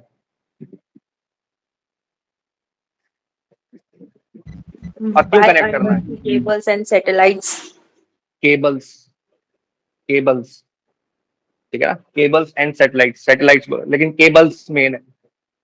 क्या है, आप एक लैपटॉप लो, एक पीसी लो, कंप्यूटर लो कोई, और दूसरा पीसी लो, इसको किससे कनेक्ट कर दो? लैन से, लोकल एरिया नेटवर्क, एक वो लैन वाली वायर आती है ना, उस वायर से दोनों कनेक्ट कर दो, डेटा ट्रांसफर हो जाएगा ना इजीली, डेटा ट्रांसफर हो जाएगा ना। इसी डेटा ट्रांसफर को करने के लिए दुनिया भर में तार बिछाए हुए हैं, और उसी को इंटरनेट बोलते हैं। जो हम लोग पूरी दुनिया के कंप्यूटर से जुड़े हुए हैं ना, उसी को इंटरनेट बोलते हैं, वही है सिस्टम इंटरनेट। तो उसके लिए तार चाहिए, तो ये तार जा रहे हैं यहाँ से, 20% डेटा यहाँ से आता है स्ट्रेट ऑफ हॉर्मुज से, 30% नेचुरल गैस आती है, 20% क्रूड ऑयल आता है। अब जब सप्लाई क्या हो गई, इकोनॉमिक्स का सिंपल सा नियम है फिर से, जब सप्लाई क्या होगी, इधर सप्लाई है, इधर प्राइस है, और सॉरी उल्टा बना दिया ना, इधर सप्लाई है और इधर प्राइस है। जब सप्लाई कम होगी यानी कि सप्लाई कम होगी तो प्राइस ज्यादा होगा, सप्लाई ज्यादा होगी तो प्राइस कम होगा। तो इसका जो कर्व होता है वो इस तरीके से बनता है, सप्लाई ज्यादा प्राइस कम, सप्लाई कम प्राइस ज्यादा। 20% सप्लाई गिर गई, 30% सप्लाई गिर गई तो प्राइसेस अपने आप बढ़ जाएंगे। ब्रेंट क्रूड ऑयल के प्राइसेस क्यों बढ़ गए, 112 115 हो गए, तभी तो 80 90 के आसपास चल रहे हैं, क्योंकि अभी बम नहीं बम फट रहे हैं लोग, लेकिन अभी थोड़ा सा नीचे आए हैं रेट, ठीक है ना। तो क्यों बढ़ रहे हैं, इसीलिए बढ़ रहे हैं क्योंकि सप्लाई कम हो गया है ना, क्योंकि नेचुरल गैस का सप्लाई कम हो गया। देश के अंदर क्यों है समस्या, इस समय पर लोग क्यों लाइन में लग रहे हैं जाके नेट उसके लिए, एलपीजी के लिए, नहीं आ रही ना गैस, महंगी हो गई ना, क्यों सरकार को रेट बढ़ाने पड़े, ठीक है ना। तो ये सारा कारण मुसीबत की जड़ है, ठीक है। तो ये अब यहाँ पर ये भी धमकी दे रहे हैं, अच्छा यहाँ से भी आते हैं तार, यहाँ से भी दुनिया का लगभग 40% ट्रेड होके गुजरता है। बाप इसको इस वाले स्ट्रेट को बोलते हैं, ये जो स्ट्रेट आप लोगों को यहाँ पे पतली सी एक जगह दिखाई दे रही है जो किसको जोड़ रही है। अच्छा एग्जाम में डायरेक्ट क्वेश्चन पूछा जाएगा भाइयों, मतलब जुडिशरी में और एपी में तो डायरेक्ट क्वेश्चन पूछेंगे कि स्ट्रेट ऑफ हॉर्मुज कौन सी दो वाटर बॉडीज को कनेक्ट करता है, तो Persian gulf, gulf of Oman, ठीक है। ये वाला जो है इसको बोलते हैं बाब अल मानदेब, ठीक है, बाब अल मानदेब। यहाँ पे चूंकि हूथी रिबेल्स हैं, वो भी किसके हैं, ईरान के सपोर्टेड ग्रुप है हूथी रिबेल्स, कहां पर है, यमन के अंदर है। तो वो भी धमकी देते रहते हैं कि हम इसको भी बंद कर देंगे, और इसको भी बंद कर दिया तो चीजें कितनी महंगी हो जाएंगी आप सोच नहीं पाओगे अभी, ठीक है। तो ये किसको कनेक्ट करता है, रेड सी को गल्फ ऑफ एडन से, किस किस के बीच में है, यमन और जिबूटी के, इसका भी याद रखना, स्टेट ऑफ हॉर्मुज ओमान के और ईरान के बीच में, ये जरूर पूछेगा क्योंकि यहाँ कंफ्यूजिंग है, दिखने में तो ये लगता है कि ये तो दुबई है, ये यूएई है, यूएई और ईरान के बीच में, लेकिन यहाँ पे ये छोटा सा हिस्सा जो है ना ये ओमान का है, ओमान और ईरान के बीच में है, और वहां पे ओमान लिखा भी नहीं होता है मैप के ऊपर, तो वो ओमान का एक छोटा सा हिस्सा है दुबई के ऊपर जाके, जिसकी वजह से जो गल्फ, वो सॉरी गल्फ कह रहा हूँ, स्टेट ऑफ हॉर्मुज है वो ओमान और ईरान के बीच में होता है, ना कि यूएई और ईरान के बीच में, ठीक है। तो ये ट्रिक क्वेश्चन की तरह बन के आ सकता है एग्जाम के अंदर। स्टेट ऑफ हॉर्मुज इतना ज्यादा चर्चा में है कि इतना चर्चा में कभी कोई स्टेट नहीं रहा होगा, ठीक है, बहुत ज्यादा इंपॉर्टेंट है, ठीक। तो इंडिया अपना 85 से 90% क्रूड ऑयल चूंकि इंपोर्ट करता है, बाहर से खरीदता है, तो हमारे ऊपर इसका असर पड़ ही रहा है ना। Saudi Arabia UAE divergence, iMac के अंदर जो समस्या है वो एक ये है कि सऊदी अरेबिया और यूएई बिल्कुल अपोजिट पोल्स पे रहते हैं, जैसे इंडिया पाकिस्तान वैसे सऊदी और यूएई, है ना। तो सऊदी अगर कहता है कि हम अमेरिका का साथ देंगे तो यूएई कहता है नहीं हम जाएंगे रशिया के साथ, तो वो सिर्फ सऊदी का विरोध करने के लिए भी कई बार चीजें कर देता है, ठीक है। तो since both are key IMEC stakeholders, divergence can slow project execution, तो प्रोजेक्ट के एग्जीक्यूशन में क्या हो सकता है, स्लो डाउन हो सकता है। तो मैं आपको बताया था ओमान का सलाला पोर्ट, मस्कट और सोहार, और यहाँ पर एक पोर्ट है दुकमा, तो ये 3 4 पोर्ट हैं जो क्या कर सकते हैं, स्ट्रेट ऑफ हॉर्मुज जाए बिना हमारा ट्रेड कर सकते हैं, और नीचे जो है नीचे बाबल मानदेव जाए बिना, स्ट्रेट ऑफ हॉर्मुज जाए बिना हम ओमान में जाके सऊदी अरेबिया से यहाँ और यहाँ से निकल सकते हैं। लेकिन अब यहाँ पर भी तो चैलेंजेस हैं, जैसे सऊदी अरेबिया यूएई का जो टेंशन है, जॉर्डन और इसराइल का जो टेंशन है, इसके अलावा ये जो जोन है इस समय पर ये जोन ही पूरा खतरे वाला है। अभी पीछे ईरान ने हाइफा सिटी के ऊपर मिसाइल गिराई थी, तो हाइफा पोर्ट से ही होके जाना पड़ेगा, इस वाले रूट पे जाना है तो इसलिए वो भी खतरनाक है, ऐसा नहीं है कि बिल्कुल बढ़िया रूट हो जाएगा मजा आ जाएगा, ऐसा कुछ नहीं हो सकता, ठीक है। तो 2023 में आईमैक लॉन्च हुआ, आईनेसटीसी 2000 में लॉन्च हुआ, और सारी चीजें हम लोगों ने डिस्कस कर ली है इसके अंदर। सर हाँ जी सर मुझे ज्यादा तो नहीं पता, बट मैं ये पूछना चाह रही हूँ, जब ये ईरान और अमेरिका के बीच ये सब हो रहा है तो इससे भारत को क्यों इतना लॉस करवाने के चक्कर में ईरान घूम रहा है? ईरान भारत को लॉस कराने के चक्कर में नहीं घूम रहा है, ऐसा किसने कहा आपको कि ईरान भारत का लॉस करा रहा है? सर जैसे अभी न्यूज में आया था कि जो शिप थे, इंडियन शिप थे, उस पे भी फायरिंग वगैरह हुई थी काफी सारे। तो उसमें जो एक दो बार जो फायरिंग हुई है ना, उसमें भी ईरान ने ये बोला है कि गलती से हो गया। मतलब ऐसा कुछ नहीं है कि ईरान और इंडिया के बीच में डिफरेंसेस बहुत ज्यादा बढ़े हैं, ये नो डाउट। क्योंकि आप ये देखो, इसके पीछे बहुत गहरी जियो पॉलिटिक्स है, जितना गहरा आप लोगों को वैसे जाने की जरूरत नहीं है, लेकिन आपने पूछा है तो मैं बता देता हूँ। Benjamin Netanyahu Israeli prime minister है ना। इसके ऊपर करप्शन के चार्जेस है। करप्शन के अलावा इसके ऊपर वॉर क्राइम्स के चार्जेस हैं। इसके ऊपर international court of justice, international ICC, international criminal court का वारंट है। अब ऐसी परिस्थिति में आप अगर और पीछे जाओ, अभी तो बेंजामिन नेतन्याहू अभी बना है, अगर हम और पीछे जाएं तो इजराइल का इस्टेब्लिशमेंट कैसे हुआ, इजराइल कैसे आया। बेल्फोर डिक्लेरेशन सुना है? सेकेंड वर्ल्ड वॉर के टाइम पे क्या हुआ था कि बेल्फोर डिक्लेरेशन किया था इसने, यूके ने, और कहा था कि हम तुमको यहाँ पर, यानी कि जितने भी यहूदी हैं, है ना, जितने भी यहूदी हैं, हम उनको कहाँ बसाएंगे, हम उनको फिलिस्तीन में बसाएंगे। फिलिस्तीन पे ब्रिटेन का कब्जा हुआ करता था, है ना। और धीरे धीरे उन्होंने क्या, इनको सेटलर्स की तरह वहां पर बसाना शुरू कर दिया। सेटलर्स कौन होते हैं? सेटलर्स होते हैं कि छोटी छोटी कॉलोनीज में जाके वहां पे रहने लग गए, और फार राइट एक्सट्रीमिस्ट थे ये, वहां पे मार पिटाई करना लोकल्स के साथ, ये सारी चीजें करना, भड़काना लोगों को, दंगे भड़काना, ये सारे काम इनके थे, सेटलर्स के। तो धीरे धीरे क्या हुआ, सेटलर्स की पोजीशन स्ट्रांग होती गई। 1948 आ गया। 1948 आ गया तो उन्होंने कहा कि भाई जो बेल्फोर डिक्लेरेशन था, अब वर्ल्ड वॉर खत्म हो गई, अब हमें यहाँ पर बसा दो। तो यूके चूंकि हार गया था वर्ल्ड वॉर में, उसने हाथ जोड़ लिया कि साहब मेरे बस की तो है नहीं। तो ये लोग चले गए कहा, यूएन में। यूएन में जाकर क्या हुआ, यूएन ने पार्टीशन कर दिया फिलिस्तीन का, इजराइल बना दिया और फिलिस्तीन बना दिया। उस समय पर चूंकि नया नया देश बना था, सभी देशों को लगा कि ये तो कमजोर देश है, इसको अभी खत्म कर देते हैं। तो इजिप्ट, जॉर्डन, फिलिस्तीन और ऊपर वाला कौन सा है, सीरिया, इन सब ने मिलकर हमला कर दिया इसके ऊपर। लेबनान ने भी, इन सब ने हमला कर दिया इजराइल के ऊपर।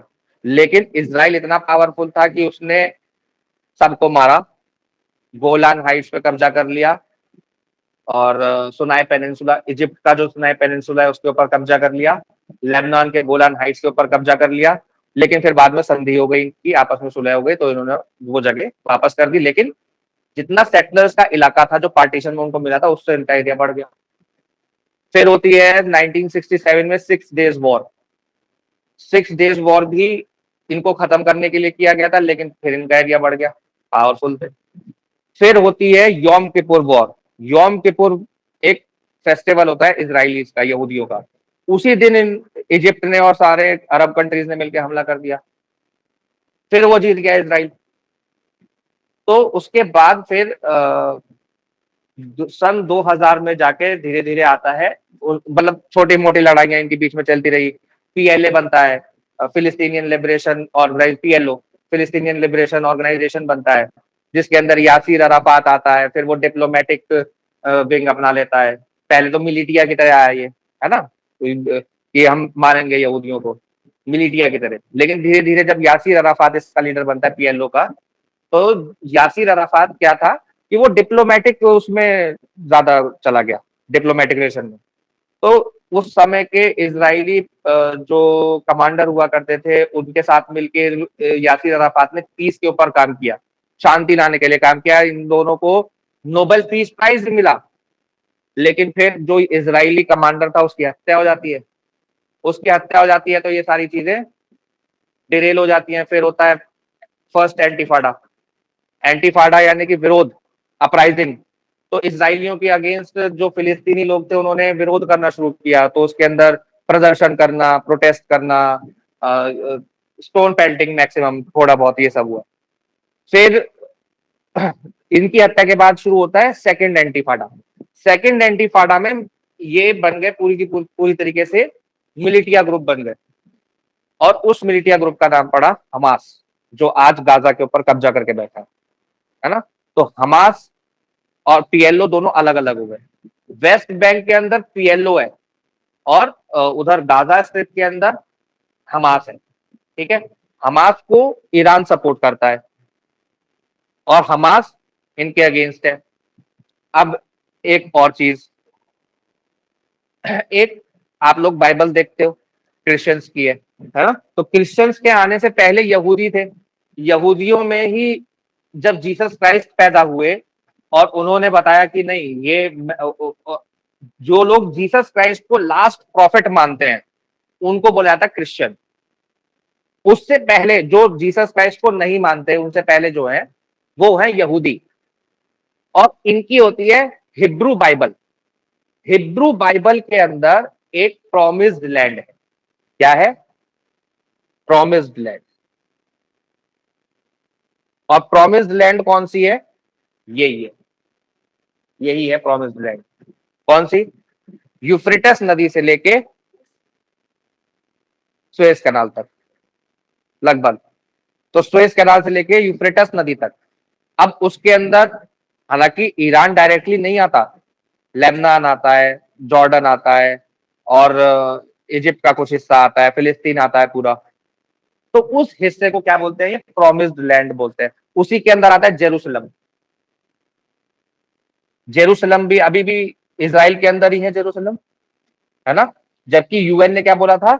यूएन ने बोला था कि इसको इंटरनेशनल सिटी बनाएंगे, इसके अंदर किसी का राज नहीं होगा, ना फिलिस्तीनियों का राज होगा, ना इजराइलियों का राज होगा, इसको बनाएंगे इंटरनेशनल सिटी।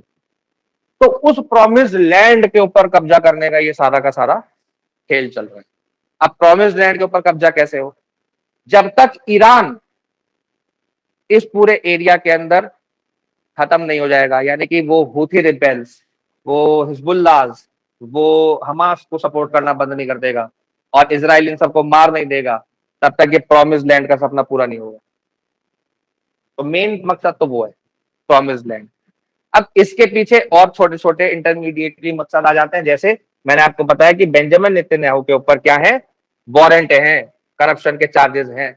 ये वॉर खत्म हुई, बेंजामिन नेतन्याहू जेल में, अपने ही देश की जेल में। उसके ऊपर चार्जेस हैं, करप्शन के बहुत बड़े बड़े चार्जेस हैं, ठीक है। उसने वॉर करा के इमरजेंसी सिचुएशन क्रिएट की हुई है जिससे कि वो जेल ना जाए, ठीक है।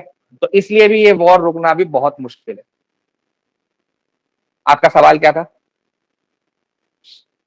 कहानी में बह जाता हूं मैं, सवाल भूल जाता हूँ। हाँ जी, नीतू जी, आपका सवाल क्या था कि इंडिया के अगेंस्ट क्यों, है ना? इम्पैक्ट क्या? हाँ, हाँ, इंडिया के अगेंस्ट क्यों, why Iran is getting against India. हालांकि खुल के अगेंस्ट नहीं है, लेकिन कुछ चीजों में देखा गया है अभी कि ऑब्जर्वेशन, अगर आप अच्छी कीन ऑब्जर्वेशन रखते हो तो आपको पता चलेगा कि ईरान के कुछ स्टैंड इंडिया के अगेंस्ट रहे। ऐसा इसलिए, मैंने आपको बताया कि बेंजामिन नेतन्याहू क्या है, बहुत सारे चार्जेस हैं इसके ऊपर। ये इजराइल और अमेरिका छोड़ के किसी भी देश में जाएगा, इसको अरेस्ट कर लिया जाएगा। हमला होने से तुरंत पहले मोदी जी गए इजराइल और उससे अगले दिन हमला हो गया, है ना। तो ईरान को ऐसा लगता है कि मोदी जी के सपोर्ट से, यानी कि इंडिया के सपोर्ट से क्या हो रहा है, इंडिया ने वेस्ट का सपोर्ट किया है, यानी कि किसका सपोर्ट किया? इजराइल का सपोर्ट किया है, जो कि कुछ हद तक सही भी होता हुआ दिख रहा है। क्योंकि पिछले कुछ समय से इंडिया का जो स्टैंड है वो टिल्टेड है टुवर्ड्स यूएसए, है ना। अभी ब्रिक्स की मीटिंग के अंदर भी हमने इजराइल के अगेंस्ट जेनोसाइडल जो एक्टिविटीज हैं इजराइल की, उसके अगेंस्ट स्टेटमेंट, जॉइंट स्टेटमेंट जारी करने से मना कर दिया कि हम नहीं करेंगे, क्योंकि वो सीधे इजराइल का नाम ले रहे थे उसके अंदर। जब इजराइल के ऊपर, अच्छा, इजराइलियों के ऊपर अभी जेनोसाइड का भी केस चल रहा है, जेनोसाइड कन्वेंशन का वॉयलेशन करने का भी केस चल रहा है, तो उसमें भी हम लोग उसके खिलाफ कोई स्टेटमेंट नहीं देते हैं। इवन अभी यूएई के ऊपर ईरान ने हमला किया तो हमने ईरान का नाम लेके कहा कि हमला नहीं होना चाहिए, जबकि वो जेनोसाइड में नहीं आ रहा है, लेकिन जो जेनोसाइड कर रहा है हम उसको क्या नहीं कर रहे, उसको कंडेम नहीं कर रहे हैं। तो इसीलिए हमारा जो स्टैंड है, हमारा जो टिल्ट है, मल्टी अलाइंड से अब धीरे धीरे वेस्ट अलाइंड होता जा रहा है, कह सकते हैं ऐसा, है ना? तो ऐसा कहने में कुछ गलत नहीं होगा, क्योंकि जो भी चीजें की जाती हैं, जो हमारे फॉरेन मिनिस्टर्स हैं या फॉरेन सेक्रेटरीज हैं या जितने बड़े बड़े आईएफएस ऑफिसर्स हैं, वो लोग सब कुछ सोच समझ के दूरदर्शिता रखते हुए करते होंगे। हालांकि नुकसान इंडिया को हो रहा है, इसका दिख रहा है, लेकिन उन्होंने कुछ ऐसा सोचा होगा। तो फॉरेन पॉलिसी के ऊपर जो भी उन्होंने किया है, जो भी हमारे डिप्लोमेट्स ने, या एस जयशंकर साहब की एक किताब है, तो उस किताब के अंदर भी उन्होंने यही लिखा है कि अब हमें धीरे धीरे वेस्ट अलाइंड होना पड़ेगा। तो एस जयशंकर साहब ही क्या कर रहे हैं, सारी पॉलिसीज को डिसाइड कर रहे हैं। तो धीरे धीरे हम लोग क्या होते जा रहे हैं, वेस्ट अलाइंड होते जा रहे हैं, यानी कि किसके साथ अलाइंड होते जा रहे हैं, यूएस के साथ अलाइंड होते जा रहे हैं। ठीक है, रशिया नाराज होता है तो होता रहे। अभी हमने ऑयल खरीदने के ऊपर भी काफी सारी चीजें देखी कि हमें रशिया यूएसए से परमिशन लेनी पड़ रही है कि रशिया से ऑयल ले लें क्या, है ना?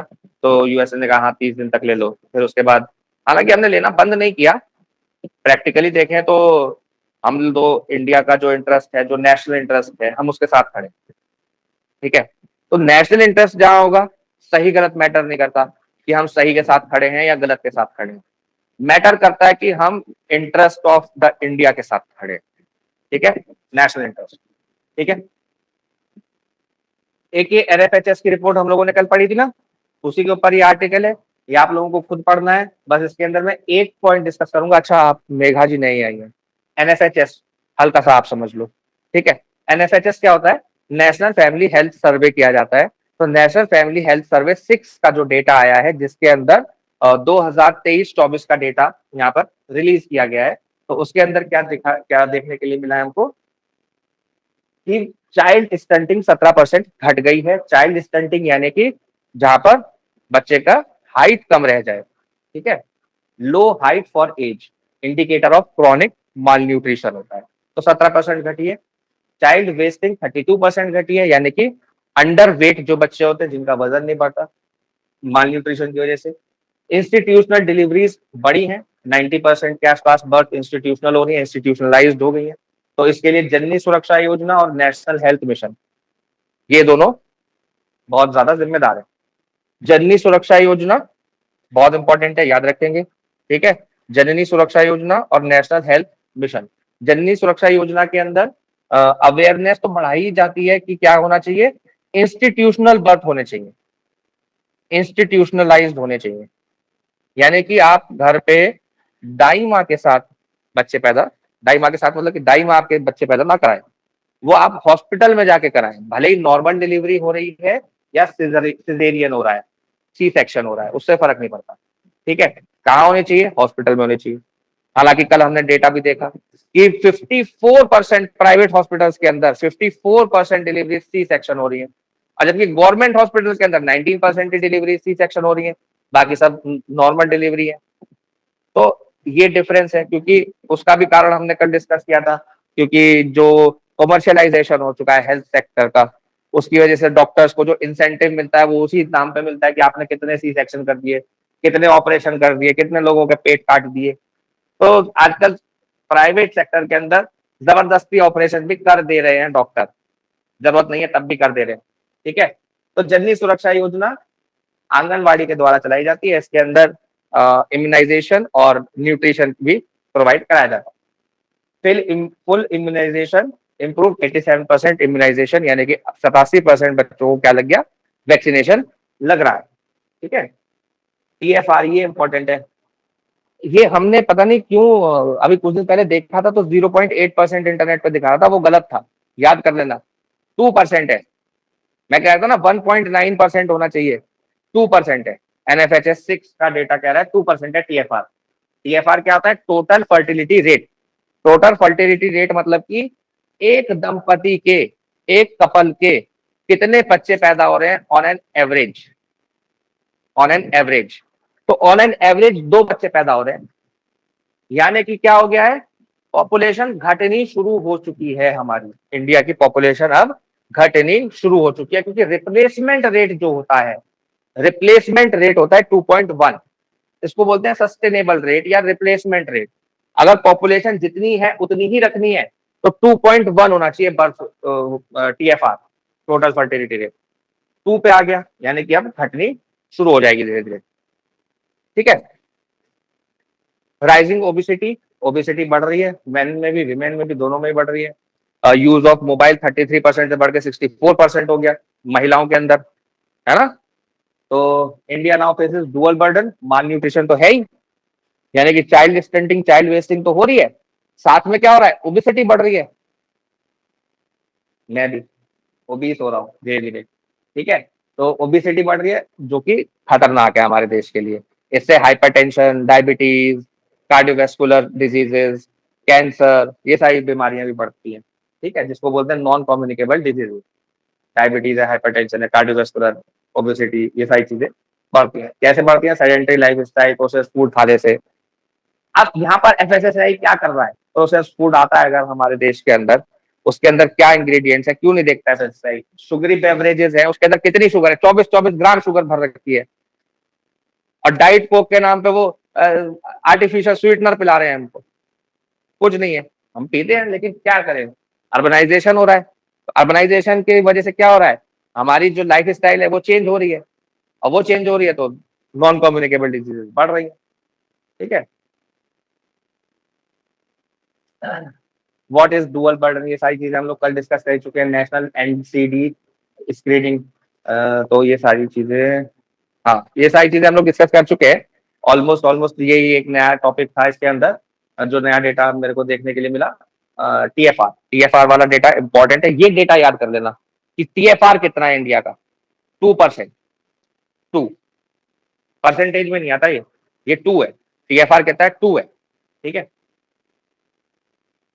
टैक्स ऑन अनहेल्दी फूड, ये सारे तो सजेशन हो गए कि सजेशन अगर एग्जाम में मांगता है तो आप लिख सकते हैं कि नेशनल वाइड NCD स्क्रीनिंग होनी चाहिए। स्क्रीनिंग के लिए जैसे कैंसर की स्क्रीनिंग के लिए भी प्रोग्राम चलता है कि कैंसर की स्क्रीनिंग हो, और डायबिटीज, हाइपरटेंशन, इनके भी बिहेवियर चेंज कैंपेन चलने चाहिए। कैंपेन जैसे कि फिट इंडिया मूवमेंट, ईट ईट गुड, क्या था, ईट राइट मूवमेंट जो है FSSAI का। तो इस तरीके के कैंपेन्स और चलने चाहिए। टैक्स लगना चाहिए अनहेल्दी फूड के ऊपर। मैं कहता हूं ऑन पैकेट मार्किंग होनी चाहिए। ऑन पैकेट मार्किंग से ही बहुत ज्यादा फर्क पड़ जाएगा। आप लिखो ऊपर कि इसके अंदर 24% शुगर ही शुगर है, मत लिखो ऊपर फ्रूट जूस। कैसे लिख रहे हो फ्रूट जूस? फ्रूट तो है ही नहीं उसके अंदर। जैसे कल एक आर्टिकल पढ़ा था कि पब्लिक इंटरनेशनल में ना तो पब्लिक है, ना इंटरनेशनल, ना लॉ है। ऐसे ही फ्रूट जूस में फ्रूट तो है ही नहीं, तो फ्रूट ही नहीं है। फ्रूट जूस के नाम पे चीनी पिला रहे हैं, चीनी का शरबत पिला रहे हैं, बस और कुछ नहीं है। ठीक है, तो उससे डायबिटीज नहीं होगी तो क्या होगा? स्ट्रेंथ पब्लिक हेल्थ सिस्टम को स्ट्रेंथ करने की जरूरत है तीनों लेवल पे। ठीक है। इसके अलावा देखो, Iran suspend US stock as Israel bombs Lebanon. यहाँ पर हमारा न्यूज पेपर समाप्त होता है इस एक न्यूज से। आप किसी को कुछ पूछना हो तो पूछ सकते हैं, किसी का कोई डाउट हो